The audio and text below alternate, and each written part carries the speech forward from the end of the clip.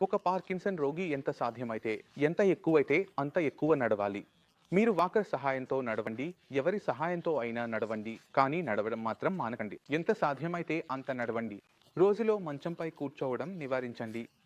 మీరు కుర్చీపై కూర్చోండి, సోఫాపై కూర్చోండి, ఒక గదిలో నుంచి మరో గదికి వెళ్ళండి, డైనింగ్ రూమ్కి వెళ్ళండి మరియు రోజులో ఎంత సాధ్యమైతే అంత ఇంట్లో తిరగడానికి ప్రయత్నించండి. మీరు ఇది ఎంత ఎక్కువ చేస్తే అంతగా మీ కాళ్ళు కదులుతాయి.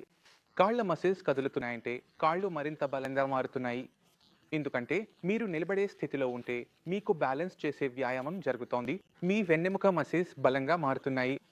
అలా మీరు స్టామినా పెంచుకుంటూ పోతే మసిల్స్లో శక్తి పెరుగుతుంటే అలాగే మేము మీ వ్యాయామాన్ని మరింత అభివృద్ధి చేయవచ్చు. కానీ రోగి తాను బాగుపడటానికి వ్యాయామం చేయనని నిర్ణయించుకుంటే అతనికి ఎలాంటి డాక్టర్ కూడా సహాయం చేయలేడు.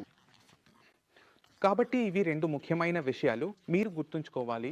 మరియు ఎక్కువ మంది రోగులు పార్కిన్సన్ రికవరీ సమయంలో